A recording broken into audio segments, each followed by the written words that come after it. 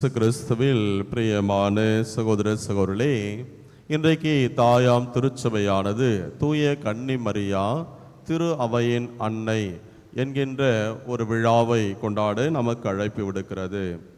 இந்த தூய கன்னிமரியா திரு அவையின் அன்னை என்ற விழா யாரால் எப்பொழுது ஆரம்பிக்கப்பட்டது என்று சொன்னால் 2018 நம்முடைய திருத்தந்தை அவர்களால் இந்த விழாவை இந்த நாளிலே பெந்தகோஸ்து பெருவிழாவிற்கு வரக்கூடிய அடுத்த திங்கட்கிழமை இதை கொண்டாட வேண்டும் என்று இதை பிரகடனப்படுத்தி வலியுறுத்தினார்கள். ஏற்கனவே அன்னை மரியாள் இறைவனின் தாய் என்ற விழாவை ஆண்டினுடைய முதல் நாளிலே நாம் கொண்டாடினாலும் திரு அவையின் அன்னை என்பதையும் நாம் வலியுறுத்த வேண்டும் என்று பெந்தகோஸ்து பெருவிழாவிற்கு அடுத்த நாளே திங்கட்கிழமையே நாம் இதை சிறப்பிக்க வேண்டும் என்று நமது திருத்தந்தை அவர்கள் சொன்னார்கள். இந்த நாளுக்கான சிறப்பு வாசகங்களும் தொடக்க நூலிலிருந்தும் திருத்தூதர் பணியிலிருந்தும் கொடுக்கப்பட்டிருக்கிறது. ஆனால் நாம் பொது காலத்தினுடைய முதல் நாளிலேயே இன்றைய வாசகத்தை நாம் வாசித்திருக்கிறோம். அன்பார்ந்தவர்களே, எப்பொழுது திரு அவை உண்டாயிற்று என்று நாம் பார்க்கிற பொழுது அந்த மேல் அறையிலே, அந்த மேல் அறை வேறு எதுவும் கிடையாது. எந்த அறையில் ஆண்டவர் இயேசு தன்னுடைய திருத்தூதர்களோடு அமர்ந்து ராபோசன விழாவை கொண்டாடினாரோ அந்த ராபோசன விழாவில்தான் நற்கருணையின் குருத்துவத்தையும் அந்த மேல் மாடியிலேயே அவர் தொடங்கினார்.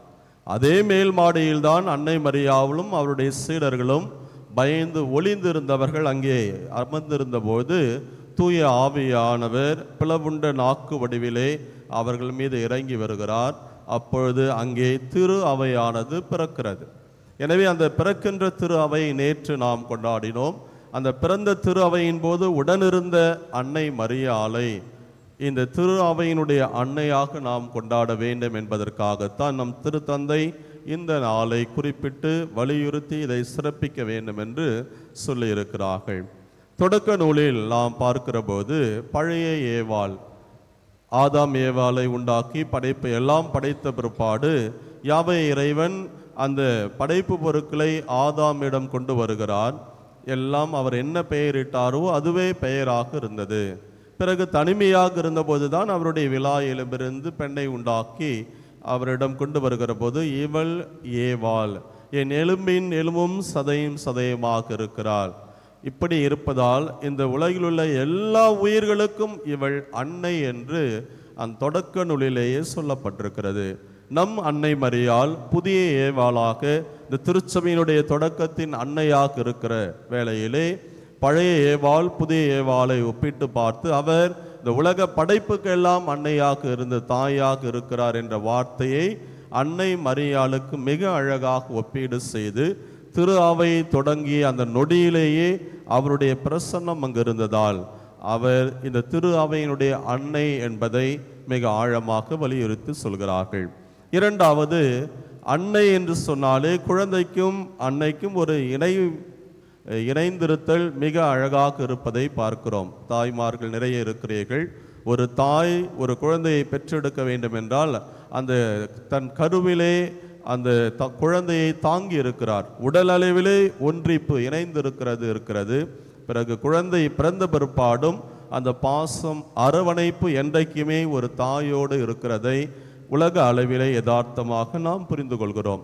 அதே போல இந்த திருச்சபை உருவாவதற்கு முன்பாக திருத்தூதர்கள் எல்லாம் பயந்து போயிருந்த வேளையிலே சிலுவையின் அடியில் அம்மா இதோ உன் மகன் என்று தூய யோவானை சுட்டி காட்டி அவர் வழியாக இந்த உலக மக்கள் எல்லாருக்கும் நீங்கள் அன்னை என்பதை ஆண்டவர் வலியுறுத்தினார். அந்த நொடியிலிருந்து இந்த சீடர்களோடு தான் அன்னை மரியாள் இருந்தார்கள். இயேசுனுடைய அந்த விண்ணேற்றத்தின் போது அன்னை மரியாளை பற்றி குறிப்பிடவில்லை. ஆனால் இங்கே தூய ஆவியானவர் இறங்கி வருகிற அந்த தருணத்திலே அன்னை மரியாள் திருத்தூதர்களோடு இருக்கிறார். எனவே அந்த ஒன்றிப்பு இணைந்திருப்பு என்பது அங்கு அதிகமாக இருக்கிற வேளையிலே இந்த திரு அவையினுடைய அன்னையாக இவர் இருக்கிறார் என்பதை மீண்டும் மற்றொரு கருத்து நமக்கு வலியுறுத்துவதை நாம் பார்க்கிறோம். எனவே அன்னை மரியாள் திரு அவையின் அன்னை என்று கொண்டாடக்கூடிய இந்த நாளில் அவர் எவ்வாறு திருத்தூதர்களை வழிநடத்தினாரோ, அவர்கள் வேதனையுற்ற வேளையிலே அஞ்சி கலங்கி இருந்த வேளையிலெல்லாம் அவருடைய உடனிருப்பு பிரசன்னம் அவருடைய இறைவேண்டல் எவ்வாறு அவர்களுக்கு உறுதுணையாக இருந்ததோ அதே அன்னை ஒவ்வொரு நாளும் நம்மை வழிநடத்துகிறார். எனவே இந்த தூய லூர்து அன்னையுடைய திருப்பாதத்தில் இருக்கக்கூடிய நாம் எல்லாரும் இன்றைக்கு தூய கன்னிமரியால் திரு அவையின் அன்னை என்று கொண்டாடக்கூடிய இந்த நாளில் நாம் நம்மையும் நம்முடைய குடும்பத்தையும் ஒப்பு கொடுக்க வேண்டும். திருச்சபையே வழிநடத்தக்கூடிய அன்னை நம்மை வழிநடத்துவார். இந்த உலக மக்கள் எல்லாருக்கும் சிறப்பான மேன்மையான அன்னையாக இருக்கக்கூடிய அவளிடத்தில் ஒவ்வொரு நாளும் நம்மை ஒப்பு கொடுக்கிற பொழுது அவருடைய இறைவேண்டல் இணைந்திருத்தல் இதன் வழியாக நம்மை வழிநடத்துவார் என்ற நம்பிக்கையோடு ஒவ்வொரு நாளும் நம்முடைய வீட்டில் அந்த அன்னையை அரசியாக ஏற்று ஜெபித்து அவருடைய வழிகாட்டுதலிலே வாழ தொடர்ந்து மன்றாடுவோம். இறைவனே நம்மை நிறைவாக ஆசீர்வதிப்பாராக. ஆமேன்.